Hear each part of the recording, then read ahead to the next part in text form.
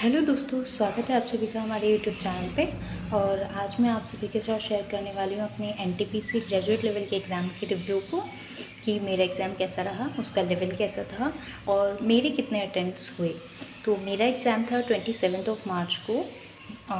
Last shift थी, third shift थी, जो कि एनटीपीसी 2026 के लिए लास्ट एग्ज़ाम था। 27 मार्च को एग्ज़ाम ख़त्म हो चुके हैं।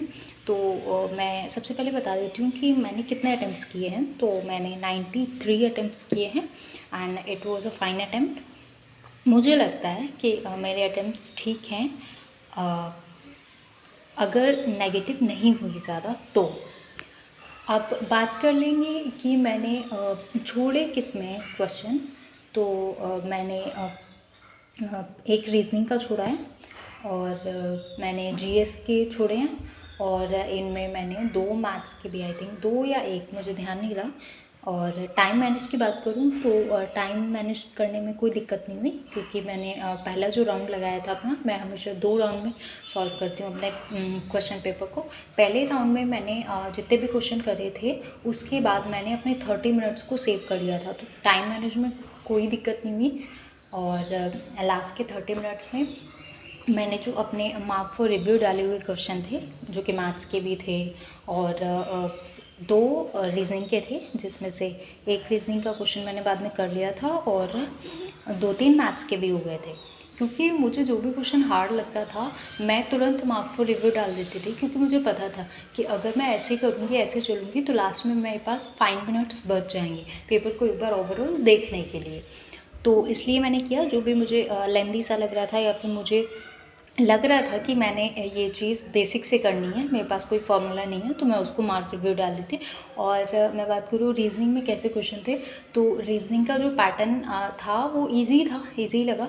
हालांकि मैंने एक क्वेश्चन रीजनिंग में छोड़ दिया है क्योंकि मेरे से नहीं हुआ। कोडिंग डिकोडिंग का एक क्वेश्चन था, वो मैंने छोड़ दिया है।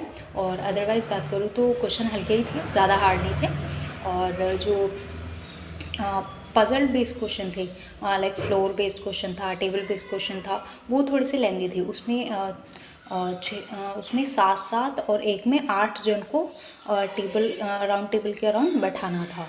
तो वो क्वेश्चन मतलब कर लिए थे, टाइम टेकिंग तो थे क्योंकि इतने सारे लोगों को बैठाना था। 7 या फिर 8 लोगों को बैठाना था। और जो 7 मंजिल वाला क्वेश्चन आता है, बिल्डिंग वाला, वो भी था।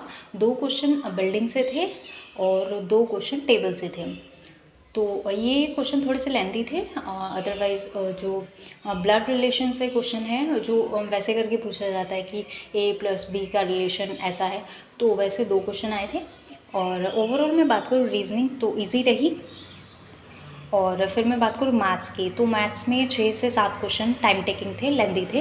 अदरवाइज़ बाद में अगर हम उसको कर रहे थे, मतलब पूरा एग्ज़ाम सोल्व होने के बाद में जब टाइम बच जा रहा था तब कर लेते, तो मेरे 2-3 क्वेश्चन तब सोल्व हो गए थे। और इसके बाद भी मेरे 2 क्वेश्चन मैथ्स में छूट गए हैं। और जीएस की बात करूँ तो जीएस में काफ़ी क्वेश्चन मेरे वन लाइनर याद के भी थे और जो नहीं थे मैंने उनमें भी पढ़ के लगाए हैं। तो कह सकते हैं मैंने तुक्का भी लगाया है। और अब ओवरऑल अटैम्प्ट 93 थे, तो एक अच्छा अटैम्प्ट हो गया। और अब मैं बात करूँ आंसर की, तो आंसर की आ जाएगी अगले 1 हफ्ते में, आंसर की आ जाएगी। और उसके बाद मैं आपके साथ अपना स्कोर शेयर करूँगी। और मेरे एग्ज़ाम का लेवल मॉडरेट कहूँगी मैं, बिकॉज़ मैथ्स की वजह से। अदरवाइज़ ईजी रहता, लेकिन मैथ्स के जो